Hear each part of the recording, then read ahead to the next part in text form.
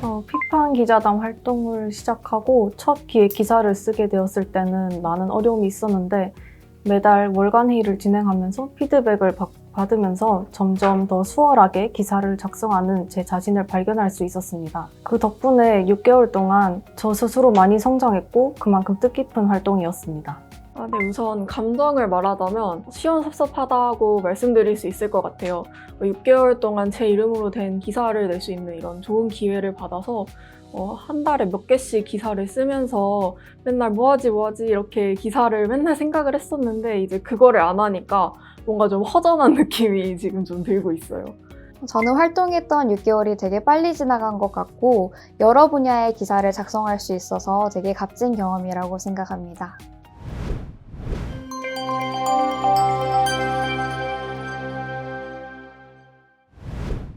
저는 월간 회의가 가장 좋았습니다. 기사를 쓰고 나서 모여서 다 같이 피드백을 주고받는 그런 기회가 흔치 않다 보니까 제가 글 쓸 때 어떤 습관이 있는지도 짚어주시고 그거를 고칠 수 있는 기회가 돼서 정말 좋았고, 또 기사를 쓰려고 주제를 찾다 보면 다양한 부분의 기사도 보게 돼서 이제 뉴스를 보면 아, 저런 말을 하는구나, 약간 이렇게 이해가 되는 자연스럽게 공부가 된 것 같아서 그런 부수적인 부분들까지도 좋았습니다. 사후 피드백이 있다는 게 정말 좋은 것 같아요. 보통은 어떤 컨텐츠를 만들 때 사전 피드백을 주시는 경우가 되게 많은데 피판 기자단 활동은 내가 기사를 쓰고 나서도 이 기사가 어땠고 다음에는 이렇게 고쳤으면 좋겠다라는 그런 사후 피드백이 있어서 저는 그 점이 가장 차별점이라고 느꼈습니다.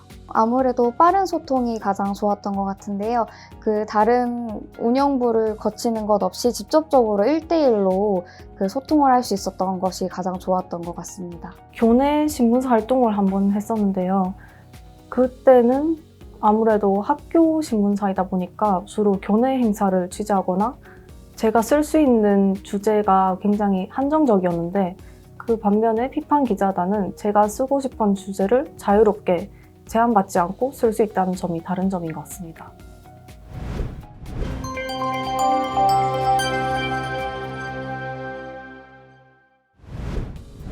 서울국제여성영화제 프로그래머인 황미호조 프로그래머님을 인터뷰를 한 적이 있었는데요. 이전에 제가 다른 곳에도 인터뷰 요청을 보냈었는데 다 거절을 당하고 처음으로 하게 된 인터뷰라 우선 너무 값지고 감사했고, 제가 그만큼 열심히 또 질문지를 준비해서 갔었는데 프로그래머님이 보시고 사전에 준비를 너무 잘해 오신 것 같다, 질문이 너무 좋다고 칭찬을 해주셔서 너무 뿌듯하고 또 기뻤습니다. 기억나는 에피소드는 제가 가상 인플루언서라는 그 관련 기사를 적었었는데 그게 한 연예인과 관련된 루머와 그 기사가 퍼지면서 그때 그 시기적절하다는 느낌이 좀 들어서 그게 저희 사이트에 그 1위를 찍었던 적이 있었는데 그게 좀 인상 깊은 에피소드로 기억에 남았어요.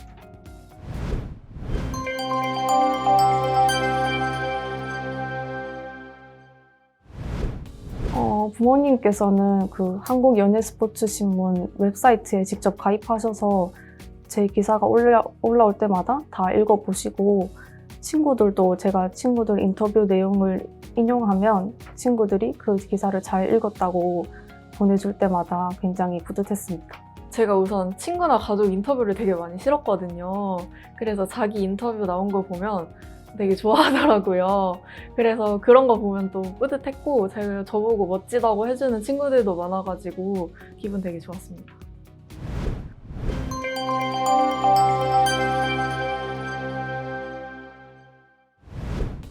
피판 기자단 활동을 통해서 이루고 싶었던 목표 중 하나가 다양한 분야를 다뤄보면서 제 시야를 넓히고 싶다는 것이었는데 지난 6개월 동안 돌아보니 기자단 활동을 하기 전과 지금을 비교해보면 그 목표를 이뤄낸 것 같습니다.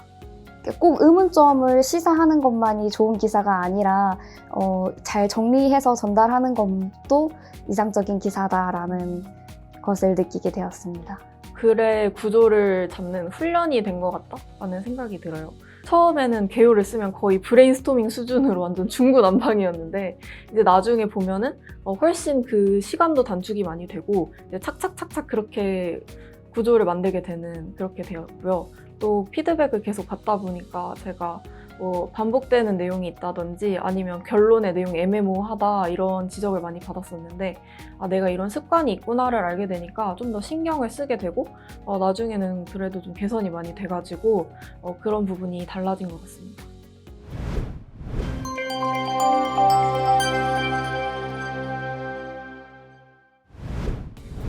지난 6개월 동안 제가 관심 있던 분야에 대한 기사도 많이 썼지만 아무래도 독자들을 위한 기사이다 보니 사람들이 이 시기에 가장 많이 관심이 가는 이슈는 무엇일까에 대해 많이 고민해 봤었는데요. 그 고민을 통해서 사람들의 의견에 관심을 갖게 되고 제 메시지를 사람들에게 어떻게 전달하면 좋을지 많이 파악하게 되어서 마케팅 분야에 굉장히 도움이 될 것 같습니다. 사실 글을 쓴다는 것은 어디에서나 중요한 그런 능력이라고 생각을 하거든요. 제가 보고서를 쓰든 어떤 보도 자료를 내게 되든 누군가에게 저의 생각을 전하는 것이고 그렇기 때문에 어떤 형태로든 제가 글을 쓰는 능력을 기를 수 있어서 나중에 내가 어떤 일을 하더라도 이 활동은 도움이 되겠다 이렇게 생각했습니다.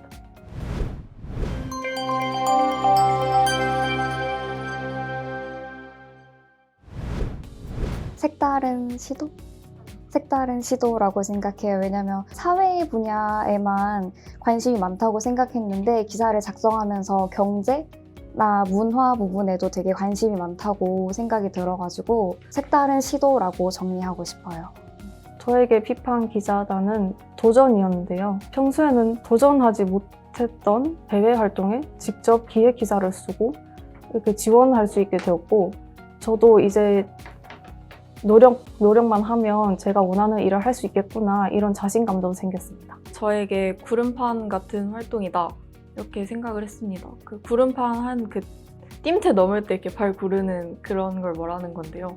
제가 뭘 하고 싶은지 찾고 그런 과정에서 제가 나아갈 방향을 찾고 도약하는데 발 구름판이 되어주는 그런 활동이라고 생각했습니다.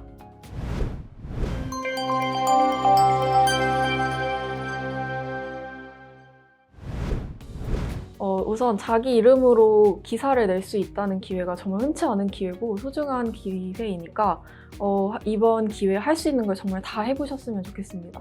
자신이 뭘 하고 싶은지 좋아하는 분야의 기사도 써보고 좋아하지 않는 분야의 기사도 써보고 인터뷰 해보고 싶은 사람이 있다면 서슴없이 컨택도 해보고 그렇게 도전하는 기회가 되었으면 좋겠다고 생각합니다. 비판 기자단은 제 기획 기사를 한 번도 써본 적 없던 저도 잘 쓸 수 있게 많이 도와주시고 제가 쓰고 싶은 얘기를 많이 할 수 있도록 도와주시기 때문에 자신감을 가지셨으면 좋겠고 6개월 동안 많은 것을 얻어가는 유익한 활동이 되셨으면 좋겠습니다. 그 소재에 대한 두려움을 느끼지 말라고 말해주고 싶은데 소재를 선정하다 보면은 관심 분야만 찾게 되기 마련인데 그런 거 관심 없이 이렇게 좀 다양한 분야도 시도하다 보면은 그것도 관심 분야가 될 수 있으니까 소재에 대한 두려움을 느끼지 말라고 말해주고 싶어요.